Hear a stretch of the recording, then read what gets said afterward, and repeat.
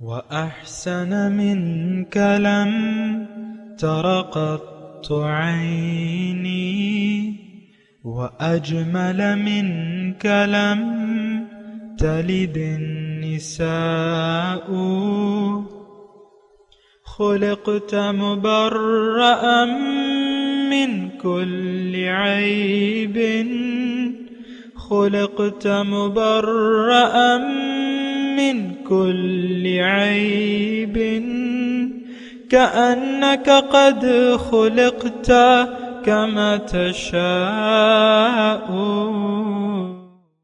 كتاب أنزلناه إليك مبارك ليدبروا آياته وليتذكر أولو الألباب. یہ کتاب برکت والی ہے جسے ہم نے آپ کی طرف نازل فرمایا ہے تاکہ دانش مند لوگ اس کی آیتوں میں غور و فکر کریں اور نصیحت حاصل کریں. اللہم صلی علی سیدنا محمد وعلی آل سیدنا محمد بعدد کل ذرۃ مئۃ الف الف مرۃ. سامعین و ناظرین کرام، السلام علیکم ورحمۃ اللہ وبرکاتہ. سامعین کرام، سورہ عنکبوت آیت نمبر 24، درس کا نمبر 1848. آج کا موضوع، کیا ہم نے خواہشات نفس کو اپنا معبود بنا لیا ہے؟ اس کے ساتھ آج کے سبق کا آغاز کرتے ہیں. سب سے پہلے گزشتہ سبق کا اعادہ ہوگا. اعوذ باللہ من الشیطان الرجیم. پناہ مانگتا ہوں میں اللہ کی شیطان مردود سے. بسم اللہ الرحمن الرحیم. شروع اللہ کے نام سے جو بڑا مہربان نہایت رحم والا ہے. والذین کفروا بآیات اللہ ولقائہ اولئک یئسوا من رحمتی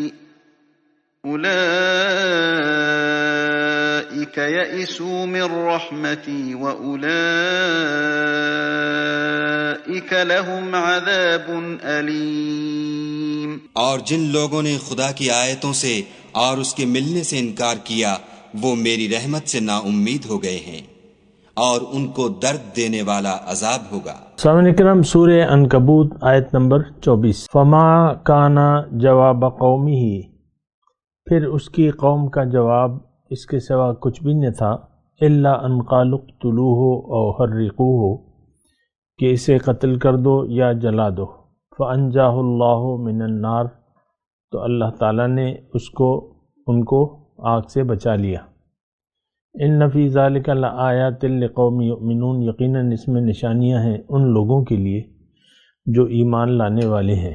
سامعین کرام، ابراہیم علیہ السلام نے اپنی قوم کو توحید کی طرف دعوت دی اور شرک چھوڑنے کا کہا، ایک اللہ کی بندگی کی طرف بلایا.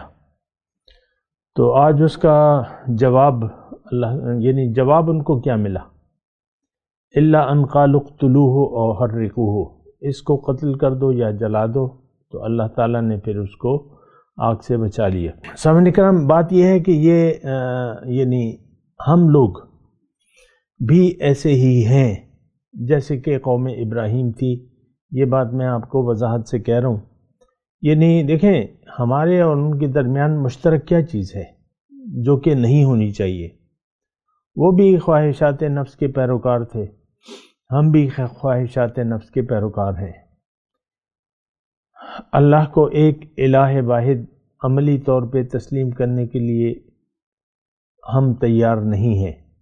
ہمارے جرائم یہ ہیں کہ ہم اللہ کو ایک معبود صرف اللہ کے سامنے سر جھکانے کے لیے تیار نہیں ہے. اور میں تو یہ کہتا ہوں کہ اللہ تعالیٰ تو ہمارے معبودوں میں سے ہے ہی نہیں.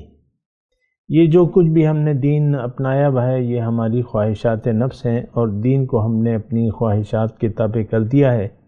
تو اس دین کا تو بجائے فائدے کے الٹا نقصان ہی ہوگا، کیونکہ ہر وہ شخص جو زبان سے کچھ کہتا ہو عمل میں اس کی کچھ ہو، اللہ تعالیٰ نے اس کو منافق کہا ہے، اور منافق جو ہیں جہنم کے سب سے نچلے درجے میں ہوں گے.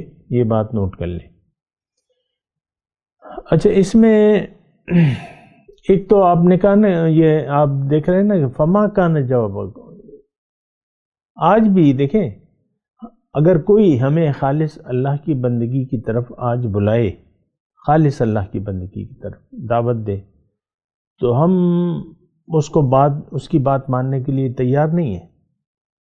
ٹھیک ہے، ہم آگ میں نہیں جلائیں گے اس کو، قتل تو ہوتے ہیں، علماء حق کا قتل ہوتا ہے، ہمارے بہت بڑے بڑے علماء جو ہیں وہ شہید کر دیے گئے ہیں۔ مثال کے طور پہ ڈاکٹر غلام مرتضیٰ ملک صاحب، یا بنوری ٹاؤن کے اساتذہ ہیں، اور چار سدے کے حسن جان صاحب ہیں ہمارے، تو ان کو لوگوں نے شہید کر دیا ہے، قتل، یعنی اپنے ان کے حساب سے تو انہوں نے قتل کر دیا، ہمارے حساب سے تو وہ زندہ ہیں۔ بہرحال انہوں نے جو ہے فیصلہ کر لیا کہ اس کو آگ میں جلا دیں۔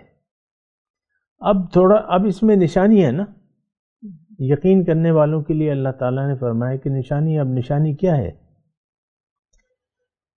ایک تو یہ ہے، ہمارے لیے نشانی یہ ہے کہ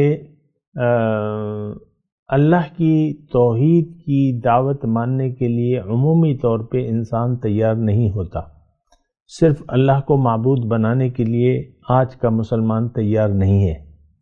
اچھا، پھر حق باطل جو ہے، باطل مطلب وہ تمام قوتیں جو حق کا مقابلہ کرتی ہیں اور حق کی دعوت کو ٹھکراتی ہیں، وہ پھر مل کر حق کو نقصان پہنچانے کی کوشش کرتی ہیں۔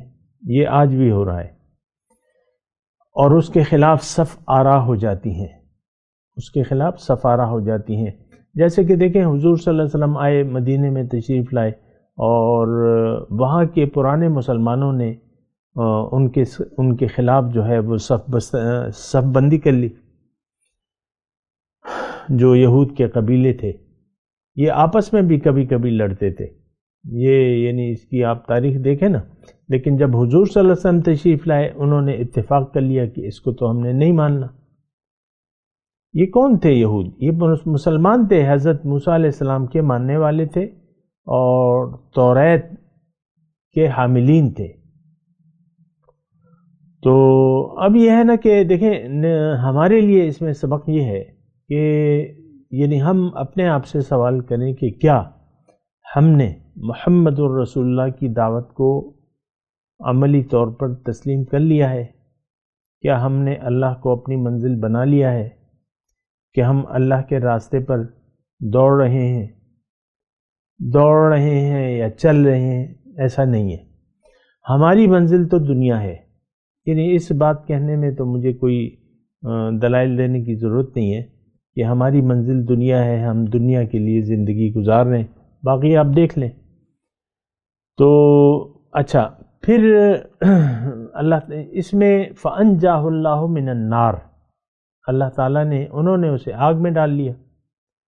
تو آگ تو دیکھیں، آگ نے انہیں نہیں جلایا۔ تو اس میں یہ نقطہ یہ ہے کہ ہر چیز کی خاصیت، یعنی ہر چیز میں خاصیت اللہ کے حکم سے ہے۔ اللہ نے اس چیز کو یعنی اسے خاصیت دی ہے۔ مثال کے طور پہ آگ میں جلانے کی خاصیت ہے، تو یہ اللہ کے حکم سے ہے۔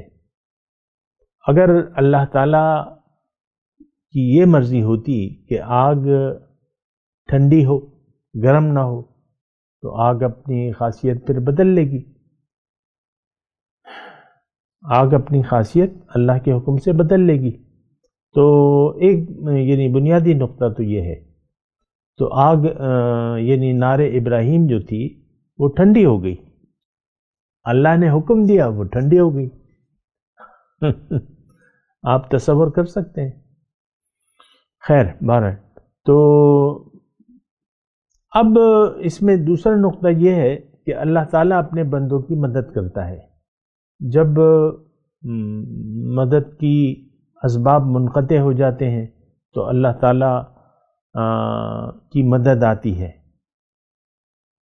حتی جاءہم نصرنا ولا مبدل لکلمات اللہ مومن کی اللہ تعالیٰ مدد کرتا ہے. ویسے تو اس کی مدد جو ہے کلن نمد ہاؤلائے و ہاؤلائے وہ ایک الگ مسئلہ ہے، لیکن خاص مدد اللہ تعالیٰ کی یہ مومنوں کے لیے ہوتی ہے خاص. ایک تو اس کی صفت رحمانیت ہے، اس کا میں تذکرہ نہیں کر رہا، لیکن جو رحیمیت ہے اور تو وہ جو ہے یعنی وقت پڑنے پر پھر اسباب میں اللہ تعالیٰ یعنی اسباب پیدا کر دیتا ہے، مدد کے اسباب پیدا کر دیتا ہے. یہ ایک نقطہ ہے، نوٹ کر لیں. اور ہماری میں آپ کو صرف یہ بات کہنا چاہ رہا ہوں کہ آپ بھروسہ اگر اللہ تعالیٰ پر رکھیں گے تو پھر معاملہ اللہ پہ چھوڑ دیں.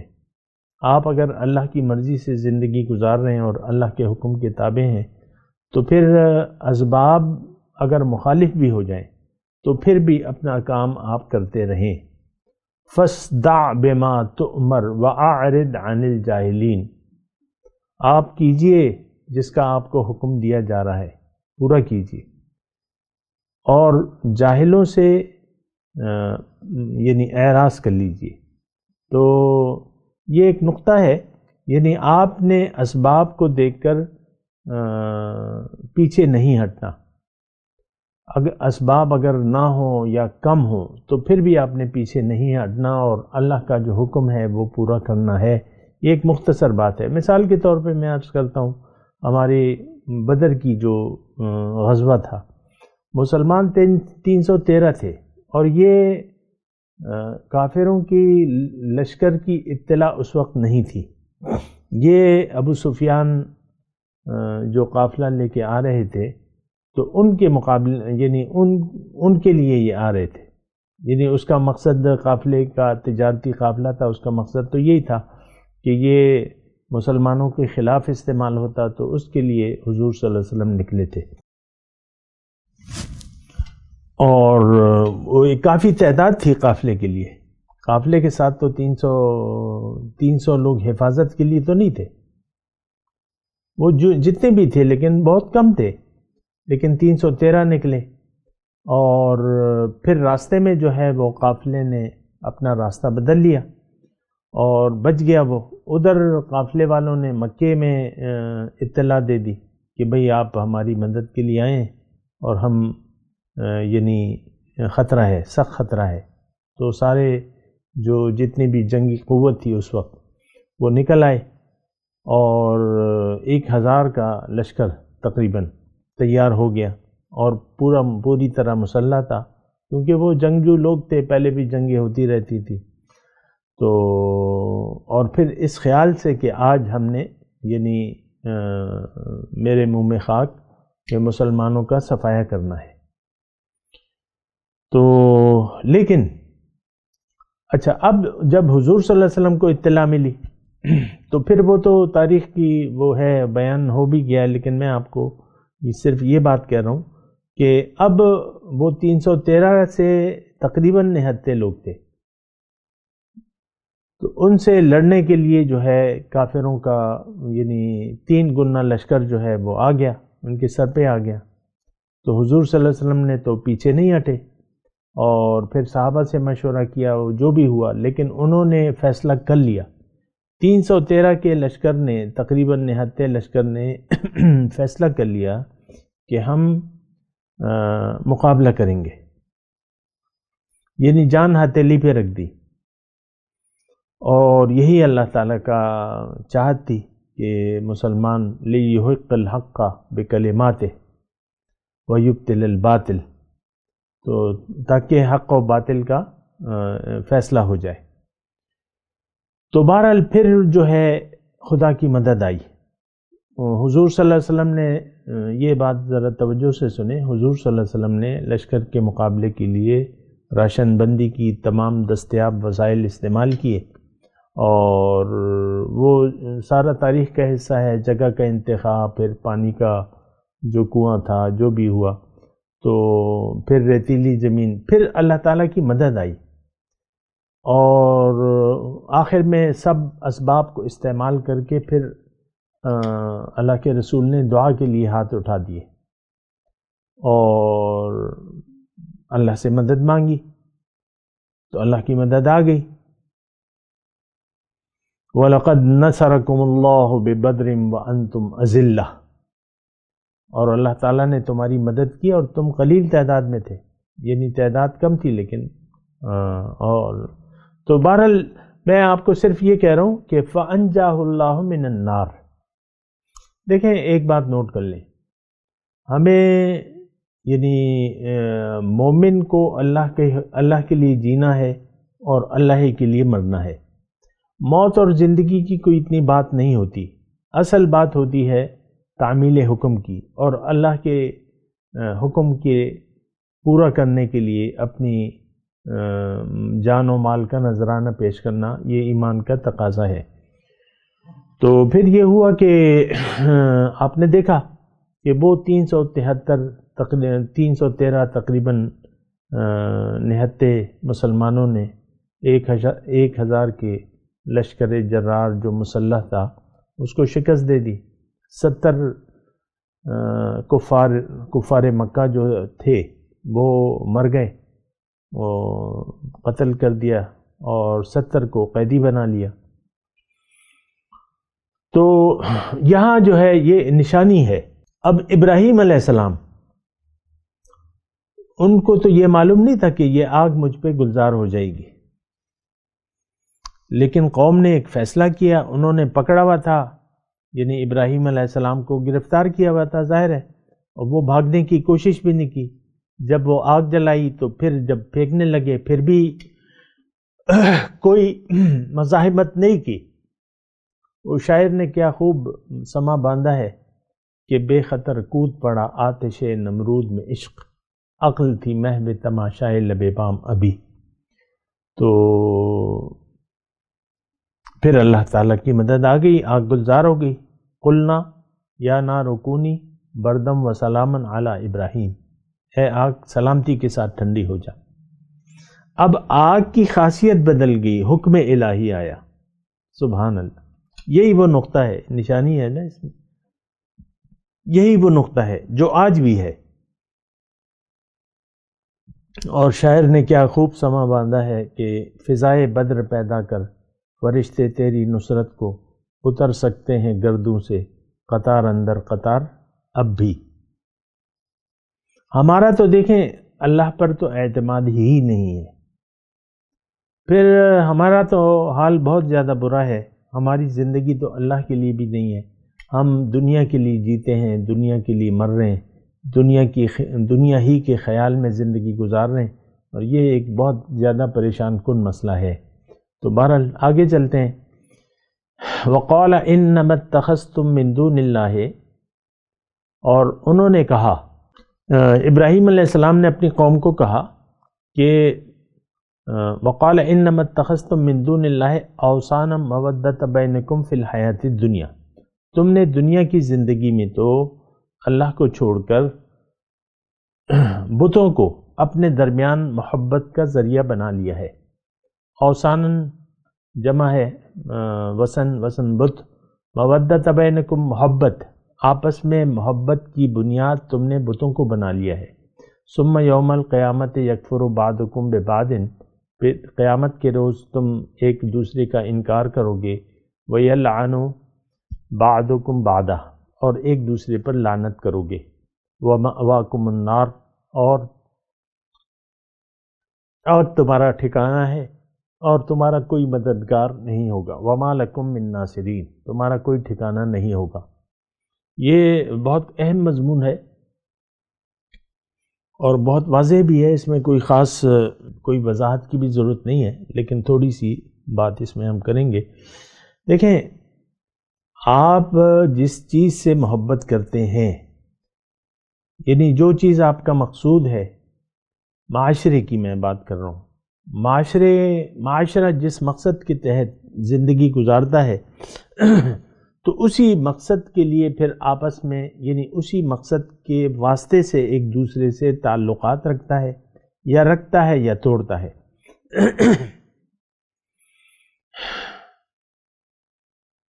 اب یہاں ابراہیم علیہ السلام انما اتخذتم من دون اللہ اوثانا مودۃ بینکم، تم نے بتوں کو اپنے آپس میں محبت کا ذریعہ بنا لیا ہے۔ بت کیا؟ بت دنیا ہے۔ دیکھیں ذرا مضمون کو جب آپ قرآن پڑھیں اور تو مضمون کو ذرا عام طور پہ سمجھنے کی کوشش کریں، یعنی اگر آپ خاص ماحول میں جائیں گے تو وہاں بت پتھر کے بنے ہوئے تھے تو ٹھیک ہے، اس میں تو کوئی شک نہیں ہے، لیکن بت کی تو کافی اقسام ہے۔ بت ہے، چاہے وہ ہوائے نفس ہو اور چاہے وہ پتھر کا بت ہو چاہے بت خانے میں رکھا ہو یا آپ کے سینے میں آپ نے اس کے سامنے سر جھکایا ہو، ہمارا بت ہے۔ دیکھیں ایک مطلب ایک واضح مضمون میں آپ کو کہنا چاہتا ہوں، وہ یہ ہے کہ ہمارا بت جو ہے وہ ظاہر ہے، دنیا ہے، مال و دولت ظاہر، اس کی وجہ سے ہم ایک دوسرے سے تعلقات بناتے ہیں اور یہ محبت کا ذریعہ ہے، دنیا اور دنیاوی اسباب و ذرائع۔ مثال کے طور پہ ایک شخص اعلیٰ عہدے پہ ہے تو لوگ چاہتے ہیں کہ میں اس سے کوئی تعلق بناؤں اور بنائے رکھوں، مشکل میں میرے کام آئے گا۔ ڈی پی او صاحب ہیں، ڈی آئی جی صاحب ہیں اور آئی جی صاحب ہیں، بھئی وہ بندہ جو ہے وہ آئی جی صاحب کا خاص بندہ ہے، تو آئی جی صاحب کا جو دور ہوتا ہے تو بہت سے اس کے چاہنے والے ہوتے ہیں اور آج میں صوبہ سرحد کے بہت سے آئی جی جو ہیں وہ گمنامی کی زندگی اور لب مرگ زندگی گزار رہے ہیں، ان کو کوئی پوچھتے ہی نہیں ہے کیونکہ ان کی تو کوئی حیثیت نہیں ہے نا۔ میں ویسی ایک بات کروں، اب ایک مالدار شخص ہے، نواب ہے، مالدار ہے یا جو بھی ہے، نواب نہیں بھی ہے لیکن پیسہ ہے اس کے پاس، عام طور پہ لوگ اس کو جی صاحب، ہاں جی تیسیاں کرتے رہتے ہیں۔ یعنی یہ پیسہ، اقتدار، کرسی، یہ ہمارے محبت کا ذریعہ ہے۔ آج کل مطلب آپ دیکھ لیں، اس میں کوئی خاص وضاحت کی ضرورت نہیں ہے، دنیا کی وجہ سے ہم ایک دوسرے سے، آج کا مسلمان 2022 کی میں بات کر رہا ہوں، جنوری 2 تاریخ ہے آج، تو دنیا کی وجہ سے ہم ایک دوسرے سے محبت کرتے ہیں اور دنیا ہی کے لیے ہم جیتے ہیں اور دنیا ہی کے لیے مرتے ہیں۔ لیکن یہ ساری چیزیں جو ہیں، ثم یوم القیامت یکفر بعضکم ببعض ویلعن بعضکم بعضا، ایک دوسرے کے دشمن ہو جائیں گے، وہ تو قرآن میں صاف لکھا ہے، الاخلاء یومئذ بعضهم لبعض عدو الا المتقون، قلبی دوست جو ہیں، جگری دوست، الاخلاء، خلیل، اس دن ایک دوسرے کے دشمن ہو جائیں گے۔ اور یہ مضمون جو ہے قرآن مجید میں کافی یعنی مختلف طریقوں سے آیا ہے، ابھی ہم پڑھ چکے ہیں میرے خیال سے سورہ قصص میں، حتی اذا ادارکوا فیہا قالت اولاہم لاخراہم، الی آخری مضمون ہے، یعنی جنہوں نے پیروی کی تھی اور جن کی پیروی کی گئی تھی یہ سب ایک دوسرے پہ لعنت بھیجیں گے۔ وما لکم من ناصرین، اور مأواکم النار، تمہارا ٹھکانہ آگ ہے اور تمہارے لیے کوئی مددگار نہیں، تمہاری کوئی مدد نہیں کی جائے گی، مددگار تمہارا کوئی نہیں ہوگا۔ دیکھیں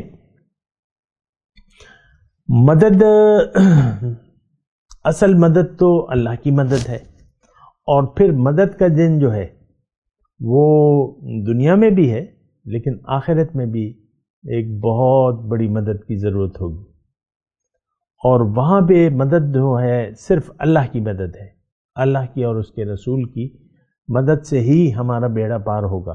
دیکھیں اصل تو آپ نے اللہ کی مدد کا مستحق دنیا میں بنانا ہے اپنے آپ کو، یہ بات میں آپ کو واضح طور پہ کہہ رہا ہوں۔ اس وقت ہم اللہ سے مدد نہیں طلب کر رہے، اس وقت ہم غیر اللہ سے مدد طلب کر رہے ہیں یا اس کے طلبگار ہیں، غیر اللہ سے مدد کے طلبگار ہیں، اور ہماری اللہ سے اس وقت کوئی امید نہیں ہے۔ یہ معاشرہ پکار کے کہہ رہا ہے کہ بھئی ہم تو سیلف میڈ انسان ہیں، میں اور میں اور میں، ہر شخص اپنے اوپر یعنی اپنے زور بازو پر دھوکہ کھا لیا ہے، میں ایسا کر سکتا ہوں یا میں ایسی کر سکتی ہوں، یہ وہ بہرحال ایک بہت بڑے ہم دھوکے کا شکار ہو گئے. دیکھیں اصل طاقت جو ہے وہ اللہ تعالیٰ کی ہے. مدد جو ہے ومن نصر الا من عند اللہ، مدد اللہ کی ہے. اور میں آپ کو یہ بات میں وضاحت سے کہوں کہ مدد کی ضرورت ہمیں دنیا میں بھی ہے اللہ کی. اس وقت کے مسلمان کی اللہ تعالیٰ مدد نہیں کر رہا، کیونکہ یہ مغلوب ہے، کیونکہ یہ شکست خوردہ ہے. اور اللہ کی مدد کے بارے میں قرآن پاک میں فرمایا ہے اللہ نے کہ ان ینصرکم اللہ فلا غالب لکم وَإِن يَخْذُلْكُمْ فَمَنْ ذَا الَّذِي يَنْصُرُكُمْ مِنْ بَعْدِهِ. اگر اللہ تعالیٰ تمہاری مدد کرے، ان ینصرکم اللہ اگر تمہاری مدد کرے تو تم پر کوئی غالب نہیں آ سکتا. اور اگر وہ تمہیں ذلیل کرنا چاہے تو کون ہے جو اس کے مقابلے میں تمہاری مدد کرے؟ اب آج ہم تو مغلوب ہیں، ہم تو ذلیل ہیں، اور یعنی مغلوب بھی ہیں، شکست خوردہ ہیں. آج تو جو اللہ کی لعنتی قومیں ہیں، یہود اور نصارہ، ان کا طوطی بول رہا ہے. امریکہ بہادر کا حکم ساری دنیا پر چلتا ہے. یہاں تک وہ پابندیاں لگانے یہ اس کا ہتھیار ہے نا، پابندیاں لگانا. تو وہ اس کا طوطی بول رہا ہے. تو یہ کس کی وجہ سے؟ یہ ہماری وجہ سے. ہم نے اپنی حیثیت اور طاقت کو بھلا دیا ہے، ہم نے اپنے مقام کو بھلا دیا ہے. ہم ذلیل دنیا کے پیچھے پڑ گئے ہیں اور دنیا کو ہم نے اپنی منزل بنا لیا ہے. دنیا کے پیچھے دوڑ رہے ہیں. اور اگر اللہ کے کو منزل بنایا ہوتا اور اللہ کے دین کی مددگار ہوتے تو پھر اللہ تعالی ہماری مدد کرتا. اللہ کی مدد کب آتی ہے؟ یہ بھی ایک بات ہے نا. اللہ کی مدد اس وقت آتی ہے جب آپ اللہ کی مدد کریں، یعنی اللہ کے دین کی مدد کریں. اللہ تعالیٰ نے واضح طور پہ قرآن میں لکھ دیا ہے ان تنصروا اللہ ینصرکم. یہ دیکھیں قرآن پاک میں بالکل وضاحت سے یہ بات بیان ہو رہی ہے. لیکن ابھی میرا وقت جو ہے اختتام پذیر ہے. میں تلاوت کرتا ہوں، میرے ساتھ دہرائیے. اعوذ باللہ من الشیطان الرجیم، بسم اللہ الرحمن الرحیم. فما كان جواب قومه الا ان قالوا اقتلوه او حرقوه فانجاه الله من النار ان في ذلك لآیات لقوم یؤمنون. اب ان آیت کی تلاوت اور ترجمہ. اعوذ باللہ من الشیطان الرجیم. پناہ مانگتا ہوں میں اللہ کی شیطان مردود سے. بسم اللہ الرحمن الرحیم. شروع اللہ کے نام سے جو بڑا مہربان نہایت رحم والا ہے. فما كان جواب قومه إلا أن قالوا قتلوه أو حرقوه فأنجاه الله من النار إن في ذلك لآيات لقوم يؤمنون. تو ان کی قوم کے لوگ جواب میں بولے تو یہ بولے کہ اسے مار ڈالو یا جلا دو، مگر خدا نے ان کو آگ کی سوزش سے بچا لیا. جو لوگ ایمان رکھتے ہیں ان کے لیے اس میں نشانیاں ہیں. اس کے ساتھ ہی آج کے درس کا وقت اختتام کو پہنچا. اگلے درس میں انشاءاللہ ملاقات ہوگی. وآخر دعوانا ان الحمدللہ رب العالمین. والسلام علیکم ورحمۃ اللہ وبرکاتہ. مولاي صل وسلم دائما أبدا على حبيبك خير الخلق كلهم.